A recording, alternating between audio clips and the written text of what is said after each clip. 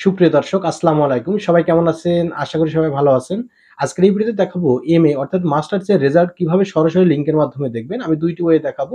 সরাসরি লিংকের মাধ্যমে আপনারা যদি রেজাল্ট দেখেন তাহলে খুব সহজেই কিন্তু বের করে নিতে পারবেন। লিংকের মাধ্যমে সরাসরি লিংকের মাধ্যমে রেজাল্ট দেখা এবং সরাসরি ওয়েবসাইটের মাধ্যমে রেজাল্ট দেখা ২ টার পার্থক্য রয়েছে। তো কি সেই পার্থক্য সেটা ভিডিওর লাস্টে আমি আপনাদেরকে বলে দেব। তাহলে আপনারা বুঝতে পারবেন যে লিংকের মাধ্যমে রেজাল্ট দেখা সহজ, লিংকের মাধ্যমে রেজাল্ট দেখা সহজ কিনা বা সরাসরি ওয়েবসাইটে প্রবেশ করে রেজাল্ট দেখা সহজ কিনা।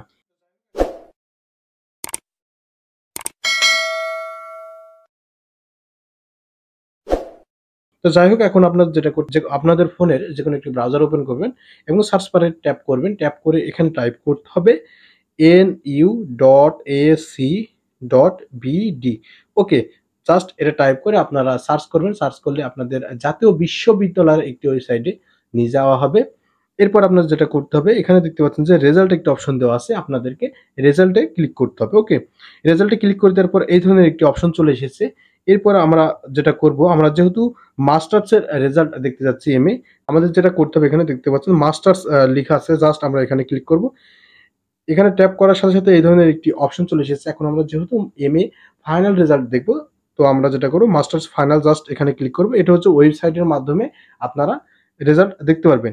আমি যদি এই লিঙ্কটি কপি করে আমার ডেসক্রিপশনে রাখি, আমার এই ভিডিওর ডেসক্রিপশনে আপনারা এই লিঙ্কে ট্যাপ করলে কিন্তু সরাসরি এখানে চলে আসবেন।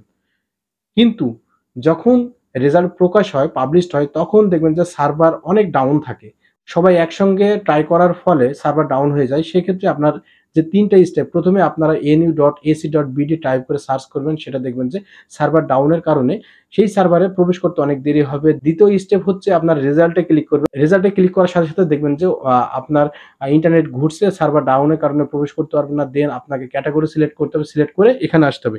আর এই লিঙ্কটি যদি আমি ভিডিও ডেসক্রিপশনে দিয়ে দিই তাহলে আপনি সরাসরি কিন্তু এখানে প্রবেশ করতে পারবেন এবং এখানে শুধু রোল নাম্বার এবং রেজিস্ট্রেশন নাম্বার দিয়ে কিন্তু আপনি রেজাল্টটি দেখতে পারবেন। তাহলে বুঝতে পারছেন যে লিঙ্কের মাধ্যমে রেজাল্ট দেখা কত সহজ।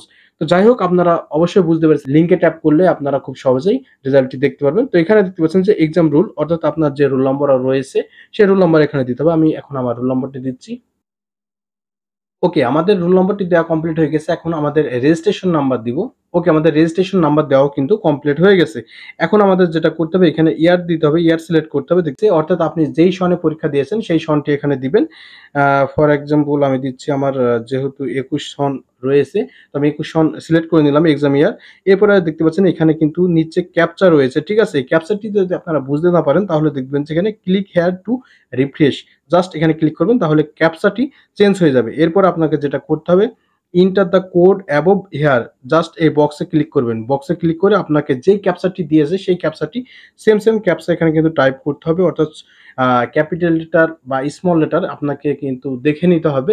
যদি ক্যাপিটাল লেটারে ক্যাপচা থাকে তাহলে আপনাকে ক্যাপিটাল লেটার দিতে হবে। আদারওয়াইজ যদি স্মল লেটার থাকে তাহলে আপনাকে স্মল লেটার দিতে হবে। তো আমি সেই কাজটি করছি বন্ধুরা। ওকে, আমার এখানে এক্সাম রোল নাম্বার দেওয়া হয়েছে, রেজিস্ট্রেশন নাম্বার দেওয়া হয়েছে, এক্সাম ইয়ার দিয়েছি এবং ক্যাপচাটি পূরণ করেছি। এরপর আমরা সার্চ রেজাল্ট যে অপশন দেখতে পাচ্ছি জাস্ট এখানে ক্লিক করব। এখানে ক্লিক করলে দেখতে পাচ্ছেন যে আমার রেজাল্টটি কিন্তু চলে এসেছে। ওকে, আমার রেজাল্টটি দেখতে পাচ্ছেন কিন্তু সরাসরি চলে এসেছে। সো বন্ধুরা এইভাবে করে এমএ বা মাস্টার্সের রেজাল্ট দেখতে হয়। ভিডিওটি যদি ভালো লাগে তাহলে অবশ্যই এই ভিডিওটি শেয়ার করে আপনার ফ্রেন্ডস ফ্যামিলিকে দেখার সুযোগ করে দিবেন। আপনি যদি আমাদের চ্যানেলে নতুন দর্শক হয়ে থাকেন তাহলে প্লিজ চ্যানেলটি সাবস্ক্রাইব করে রাখবেন। আর এই মুহূর্তে এই ভিডিওটি যদি ফেসবুক পেজ থেকে দেখে থাকেন তাহলে আমাদের পেজটিকে ফলো করে রাখবেন।